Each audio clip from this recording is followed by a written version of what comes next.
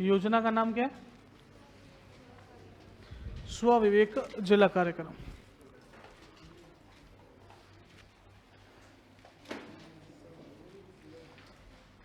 देखो कभी है ना इस तरह से ऊपर नीचे हो जाए ना कभी, तो पढ़ लिया करो, है ना, पीछे जो पढ़ाया उसका रिवीजन कर लिया करो, है ना। समय व्यर्थ मत कीजिए अपना, जो समय है ना उसका सदुपयोग कीजिए। काफ़ी बार क्या होता है कि ऑफिस से निकलते निकलते समय लग जाता है, काफ़ी बार प्रशासनिक कार्यों की वजह से बहुत लेट हो जाता है। मैं निकलने वाला था लेकिन कोई मीटिंग आ गई, तो मीटिंग में जाना पड़ गया, तो फ्री होके आया तब तक आपका आधा घंटा हो गया। ठीक है, चलो सुनना, योजना का नाम क्या है? स्वविवेक जिला कार्यक्रम। आप मुझे बताइए स्वविवेक का मतलब क्या होगा? स्वविवेक मतलब आपका खुद का विवेक, जिला मतलब किसका स्वविवेक? जिले का। ऐसा हो सकता है क्या प्रत्येक जिले की समस्याएं सेम हो?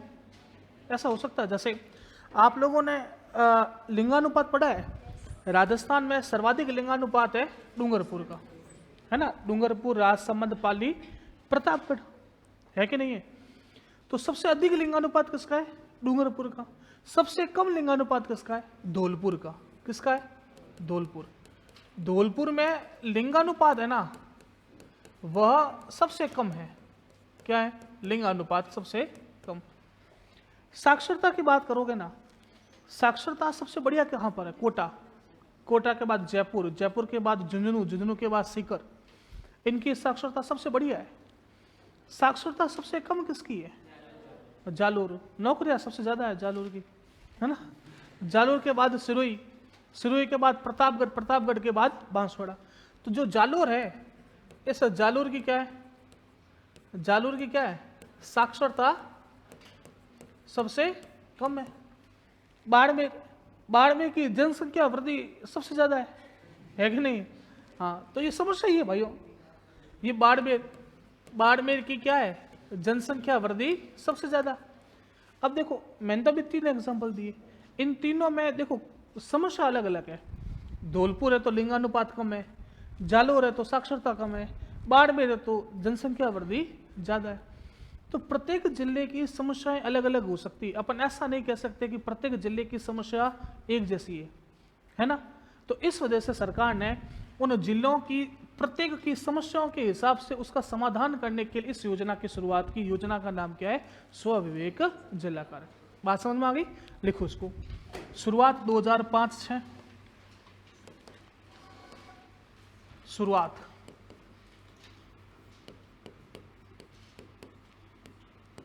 शुरुआत 2005-06, ये इसकी शुरुआत हुई थी। जिसकी जिसकी शुरुआत लिखवा रहा हूं उसकी उसकी याद करना है, ठीक है।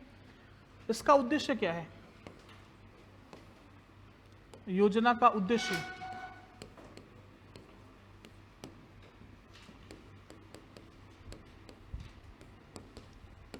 प्रत्येक जिले की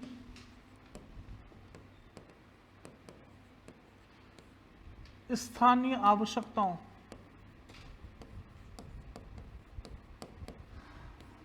प्रत्येक जिले की स्थानीय आवश्यकताओं के अनुरूप विकास करना, के अनुरूप विकास करना। प्रत्येक जिले के स्थानीय आवश्यकताओं के अनुरूप विकास करना, यह है इसका उद्देश्य। योजना का नाम क्या है? स्वविवेक जिला कार्यक्रम। 2005-06 में शुरू हुई और प्रत्येक जिले के स्थानीय आवश्यकताओं के अनुरूप विकास करना, ये इस योजना का उद्देश्य है। बात समझ में आ गई? चलो अगली योजना आती है, उस योजना का नाम है मुख्यमंत्री जिला नवाचार निधि योजना। लिखो, लिख दिया? लिखिए।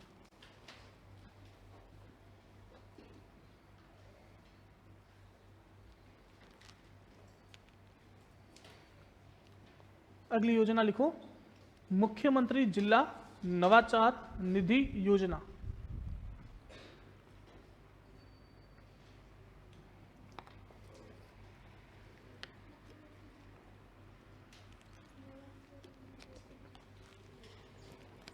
जिला नवाचार निधि योजना।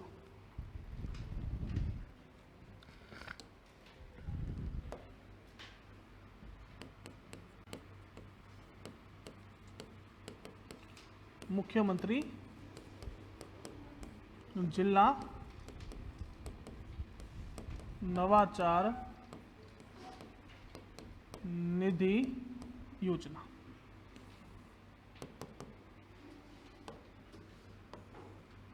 सुना, आप लोगों ने अभी एक कार्यक्रम का नाम सुना होगा, नवो बाड़मेर अभियान। सुना सबने? ये क्या है, जिले में है कि राजस्थान में? जिले में। नवाचार है कि नहीं है? नवाचार का मतलब क्या होता है कि एक नया कार्यक्रम, है ना। चलो, आपने अगर करंट अफेयर पढ़ते हो ना, तो आप लोगों ने एक कार्यक्रम का नाम सुना होगा, अरावली कार्यक्रम। अरावली, अरावली सुना है किसी ने? हाँ, किसने सुना है? बताओ किसने शुरू किया अरावली? अरावली शुरू किया भरतपुर ने। भरतपुर ने शुरू किया। क्यों किया? क्योंकि वहां पर एक स्पेशल तरह के पत्थर होते हैं, उस पत्थर को अपन बोलते हैं बंसी पहाड़पुर के पत्थर। नाम सुना? कौन से पत्थर? बंसी पहाड़पुर के पत्थर। राम मंदिर कहाँ है? राम मंदिर अयोध्या। किस नदी पर है? सरयू। सरयू पर है ना। तो राम मंदिर जिन पत्थरों से बना है वह पत्थर राजस्थान से गए, और उन पत्थरों का नाम क्या है? बंसी पहाड़पुर। ये बंसी पहाड़पुर का पत्थर कहाँ होता है? भरतपुर में होता है। कहाँ होता है? भरतपुर में। अब मुझे बताओ, कोई ऐसा पत्थर है तो उसका अवैध खनन होगा कि नहीं होगा? होगा ना, अवैध खनन होगा। तो अब इस अवैध खनन को रोकने के लिए अपन ने किस अभियान की शुरुआत की? अरावली।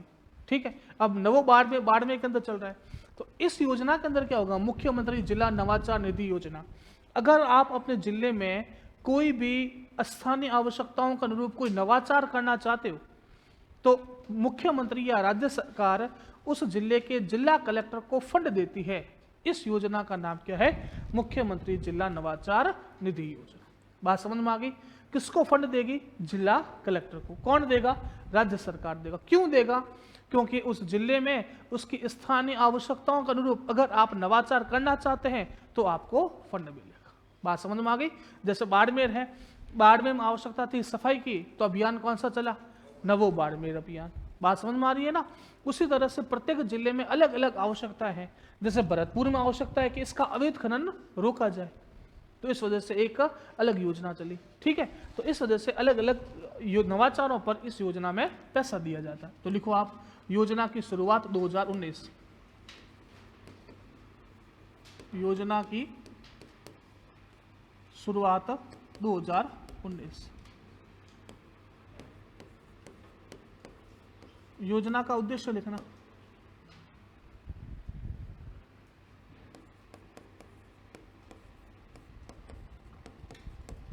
प्रत्येक जिले की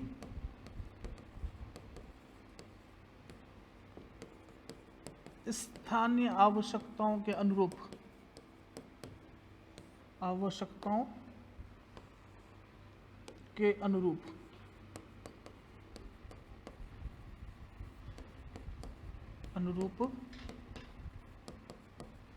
विकास करने के लिए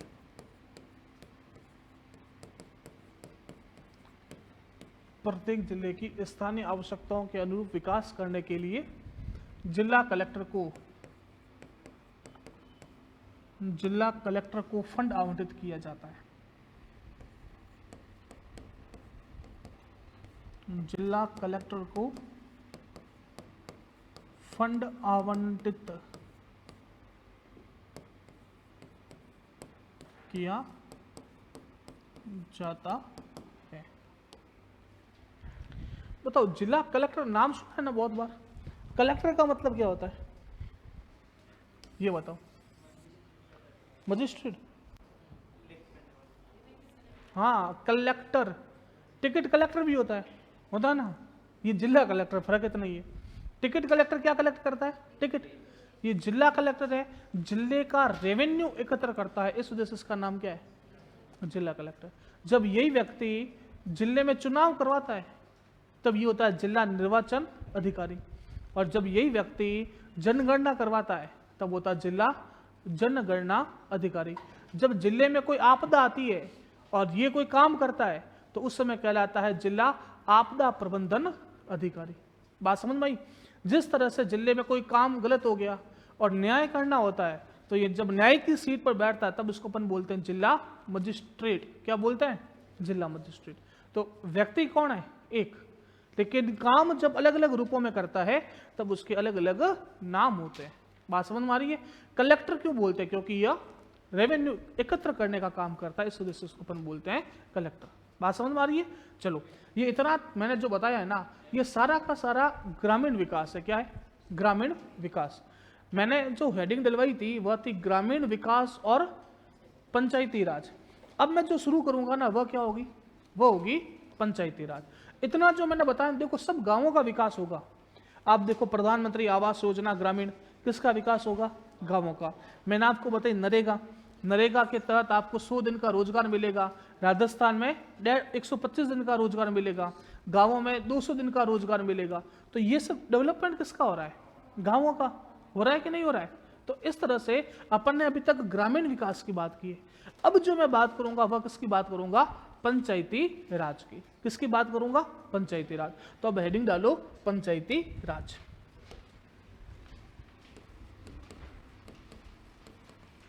पंचायती राज। आप लोगों ने पंचायती राज ये पढ़ा होगा कि यह एक त्रिस्तरीय व्यवस्था है। पढ़ा है क्या? त्रिस्तरीय व्यवस्था। बताओ सबसे नीचे कौन होगा इसमें? बताइए, सबसे नीचे कौन होगा? ग्राम पंचायत होगी। ग्राम पंचायत से ऊपर कौन होगा? पंचायत समिति। और पंचायत समिति से ऊपर कौन होगा? जिला परिषद होगा। चलो ठीक है, होगा तो ये हो गया जिला परिषद। अब सुनते रहना मुझे। देखो, ग्राम पंचायत के अंदर एक व्यक्ति बैठता है, वह सरकारी आदमी होता है, उसको आप बोलते हो, क्या बोलते हो? VDO, ग्राम विकास अधिकारी। इस पंचायत समिति पर एक व्यक्ति बैठता है, वह सरकारी आदमी का कौन होता है? BDO, ब्लॉक डेवलपमेंट ऑफिसर होता है। और यहां पर भी एक व्यक्ति बैठता है, उसको आप बोलते हो CO। CO मतलब मुख्य कार्यकारी अधिकारी होता है। चलो, अब ग्राम पंचायत पे आप एक व्यक्ति का निर्वाचन करते हो, उसको आप बोलते हो सरपंच। क्या बोलते हो? सरपंच। यहां पर आप बैठते हो प्रधान, और यहां पर बैठता है जिला प्रमुख, होते हैं ना। चलो, यहां पर होते हैं वार्ड पंच, होते हैं वार्ड पंच। ये वार्ड पंच क्या करता है? सरपंच का चुनाव करते हैं। ठीक है।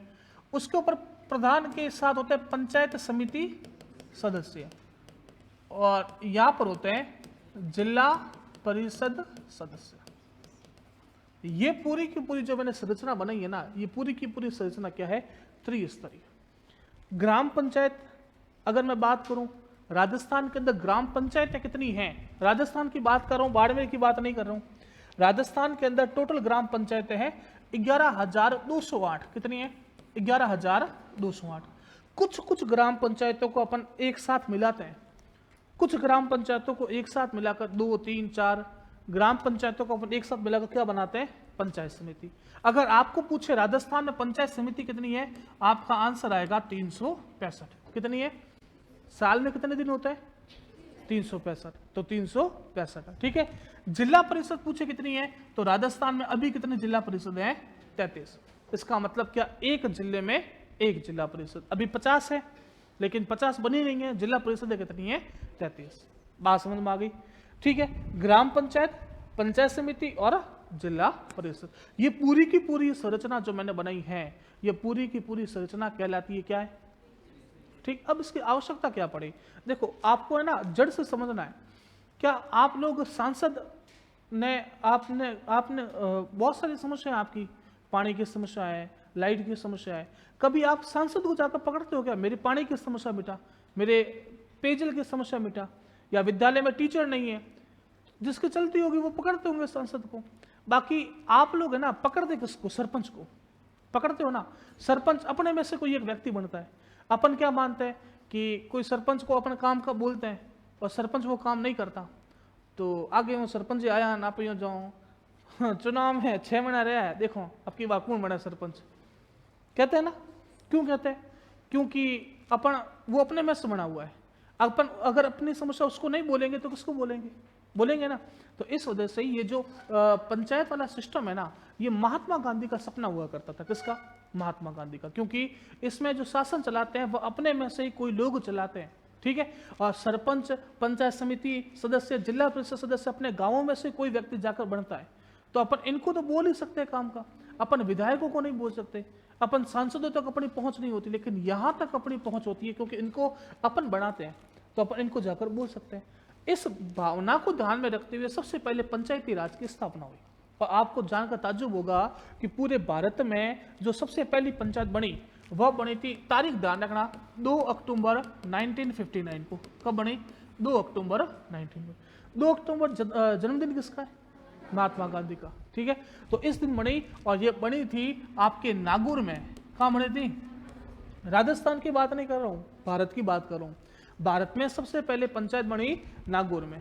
और नागौर में कहाँ बनी? तो एक गांव आता है, उस गांव का नाम है बगदरी गांव। क्या नाम है? बगदरी गांव। तो अगर आपको सवाल पूछे कि भारत में सर्वप्रथम पंचायती राज की स्थापना कब की गई? 2 अक्टूबर 1959। कहां पर की गई? नागौर में। नागौर के कौन से गांव में? बगदरी गांव में, ठीक है। तो ये बात ध्यान रखना। इसका उद्घाटन किया था उस समय के तत्कालीन प्रधानमंत्री, जिनका नाम था जवाहरलाल नेहरू। उन्होंने इसका उद्घाटन किया, ठीक है। समय आगे चलता रहा, लेकिन अभी तक है ना, इसको संवैधानिक दर्जा नहीं मिला था। संवैधानिक दर्जा का मतलब होता है कि जिसका संविधान में उल्लेख हो। जैसे मुझे बताओ, यूपीएससी का संविधान में उल्लेख है क्या? है। तो वो एक संवैधानिक दर्जा है। जैसे आपने नाम सुना होगा वित्त आयोग, वित्त आयोग का संविधान में दर्जा है, बिल्कुल है। आर्टिकल 280 आता है ना। तो जिनका संविधान में उल्लेख होता है उसको अपन बोलते हैं संवैधानिक दर्जा प्राप्त। बात समझ में आ रही है? जिनका संविधान में उल्लेख नहीं होता तो अपन उसको बोलते हैं कि इसको संवैधानिक दर्जा नहीं दिया गया। अभी तक जब ये पंचायत राजस्थान में बनी, पहली ग्राम पंचायत बगदरी गांव में, तब तक उसको संवैधानिक दर्जा नहीं मिला हुआ था। मतलब संविधान के अंदर ना तो कोई इसका आर्टिकल था, ना कोई भाग था, ना कोई अनुसूची थी। लेकिन बाद में जब हमारे देश के प्रधानमंत्री बने, उनका नाम था पीवी नरसिम्हा राव। क्या नाम था? पीवी नरसिम्हा राव। ये पीवी नरसिम्हा राव ये देश के प्रधानमंत्री थे, और इन देश के प्रधानमंत्री ने संविधान में एक संशोधन कराया, 73वां संविधान संशोधन। कौन सा करवाया? 73वां संविधान संशोधन। और जो ये संविधान संशोधन हुआ वो हुआ था 1992 में, ठीक है। 73वां संविधान संशोधन 1992 किसके काल में हुआ? पीवी नरसिम्हा के काल में। इसके काल में हुआ, और ये जो संविधान संशोधन था वह पारित हुआ 24 अप्रैल 1993। कब पारित हुआ? 24 अप्रैल 1993। इसी कारण ध्यान रखना, अपन 24 अप्रैल को एक दिवस बनाते हैं, और वह दिवस कहलाता है पंचायती राज दिवस। आपको पूछे कि पंचायती राज दिवस क्यों बनाया जाता है? क्योंकि पंचायती राज से संबंधित जो अनुच्छेद था, जो संविधान संशोधन था, वह 73वां संविधान संशोधन 1992 था, जिसे लागू कब किया गया? 24 अप्रैल 1993। इसी वजह से अपन 24 अप्रैल को कौन सा दिवस मनाते हैं? पंचायती राज दिवस मनाते हैं। अब जब ये संविधान संशोधन हुआ तो हमारे संविधान के अंदर पंचायती राज के लिए अनुसूची जोड़ी गई। कौन सी अनुसूची जोड़ी गई? 11वीं। कौन सी जोड़ी गई? 11वीं अनुसूची। और इस 11वीं अनुसूची के अंदर पंचायती राज के कार्यों का उल्लेख किया गया। आपको बताई होगी ना? हाँ बताओ, कितने कार्य? 29 कार्य। कितने? 29, ठीक है। तो इस 11वीं अनुसूची में पंचायती राज के 29 कार्यों का उल्लेख किया। तो अब जब ये 73वां संविधान संशोधन हुआ, अब मुझे बताओ इसके 29 कार्यों का उल्लेख है, तो अब मुझे बताओ ये पंचायती राज संवैधानिक संस्था प्राप्त है कि नहीं है? उससे पहले थी क्या? यहाँ पर नहीं थी, अब है। तो ये ध्यान रखना कि कौन से संविधान संशोधन के तहत इसको पंचायती राज का इसको संवैधानिक दर्जा दिया गया? 73वां संविधान संशोधन। और 11वीं अनुसूची में इस पंचायती राज के कितने कार्यों का उल्लेख है? 29 कार्यों का उल्लेख है। बात समझ में आ गई? कोई समस्या, कोई किंतु परंतु? अब यहां से अपन पंचायती राज की शुरुआत करेंगे, ठीक है।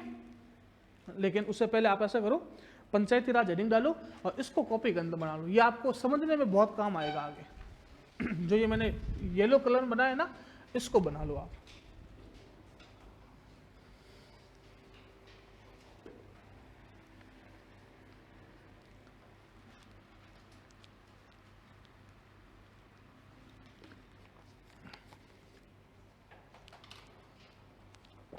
फुल फॉर्म लिखनी है तो मैं लिख देता हूं वैसे। वीडियो की होती है वीडियो ग्राम विकास अधिकारी।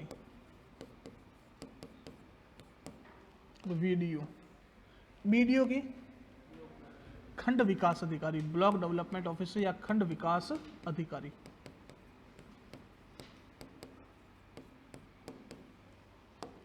और सीईओ की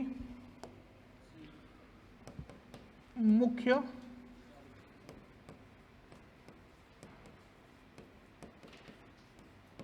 कार्यकारी अधिकारी।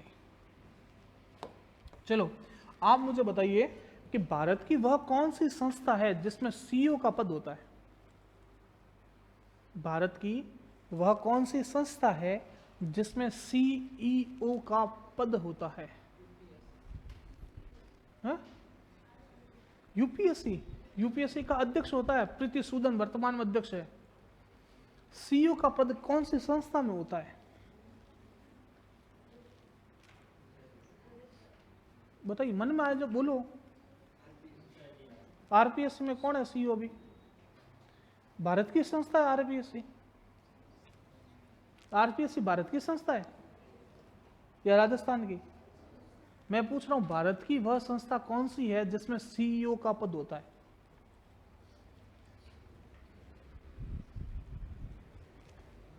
बताइए।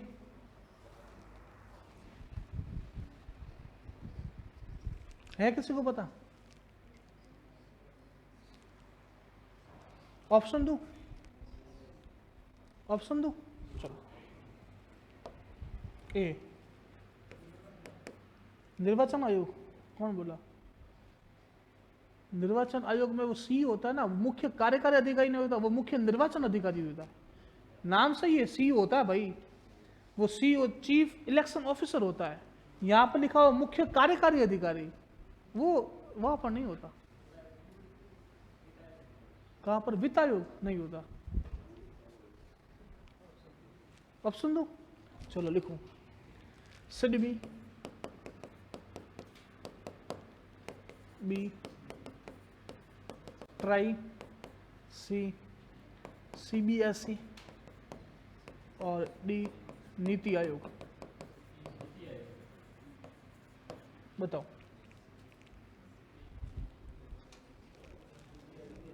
आप में से समझ में आपको एक ही आया होगा, नीति आयोग, बाकी तीन समझ में आई नहीं। सीबीएसई मतलब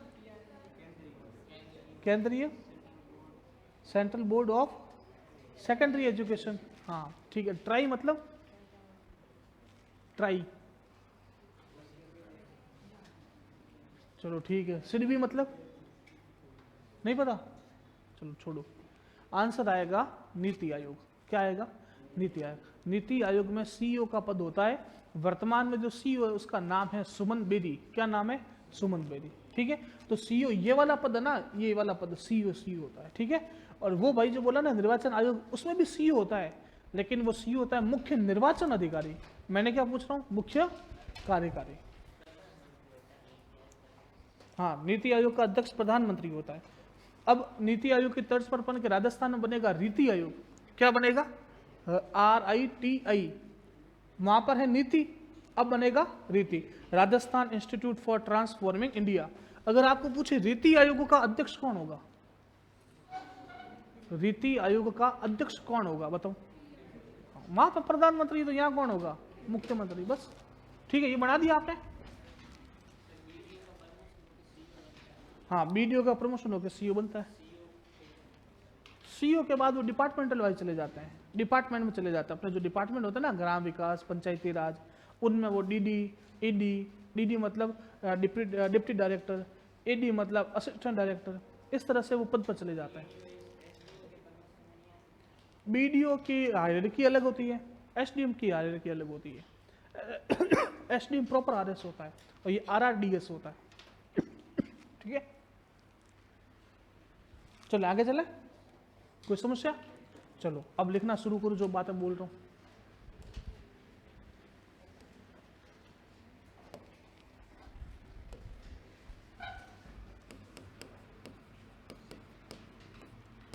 लिखिए, भारत में सर्वप्रथम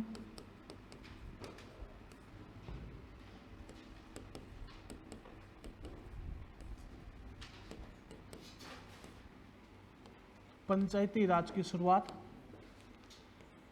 भारत में सर्वप्रथम पंचायती राज की शुरुआत 2 अक्टूबर 1959 को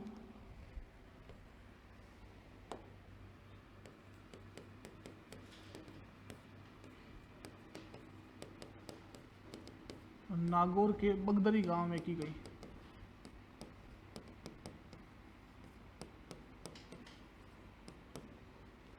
दो अक्टूबर 1959 को नागौर के कौन से गांव में?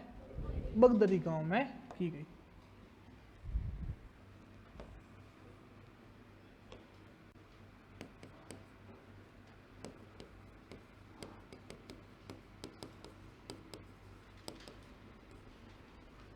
तिहत्तरवें संविधान संशोधन, आपकी अगली क्लास किसकी है? ठीक है, एक बार देखना यार, कुछ सर आए ना तो बता देना मेरे को। 73वें संविधान संशोधन आ गए?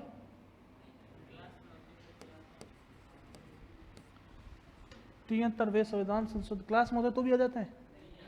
अच्छा, तभी तो मैं बोल रहा हूँ उनको। 73वें संविधान संशोधन 1992 के तहत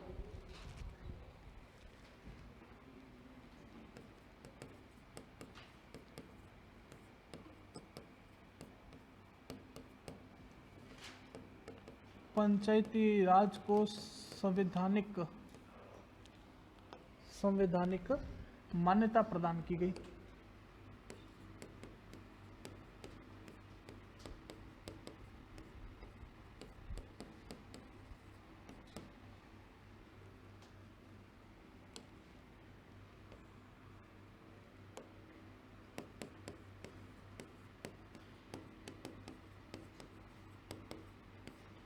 यह संविधान संशोधन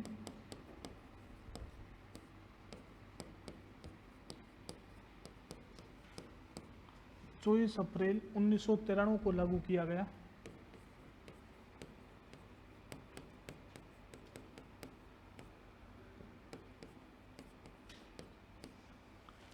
अप्रैल 1993 को लागू किया गया। अतः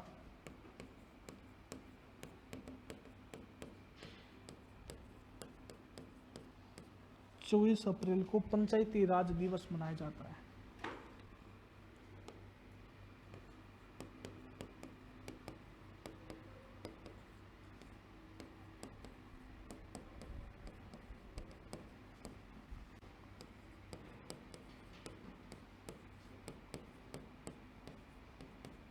अतः 24 अप्रैल को पंचायती राज दिवस मनाया जाता है।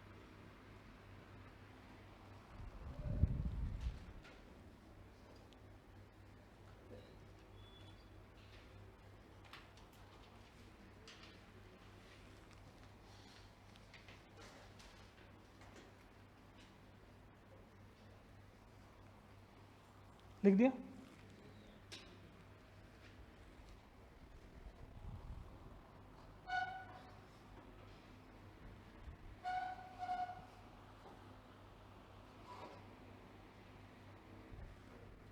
लिखिए अगला पॉइंट। राजस्थान पंचायती राज अधिनियम 1953 को लागू किया गया।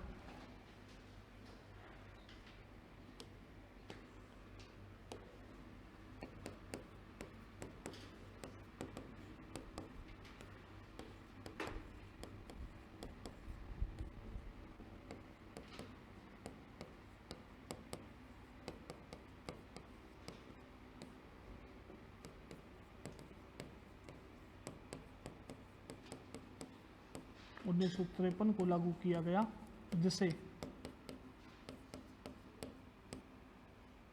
जिसे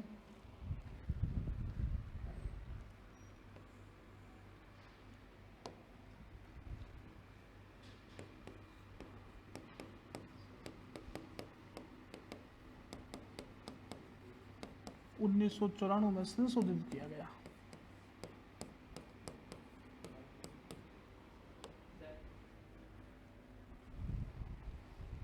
थे मो वो तो दोनों को।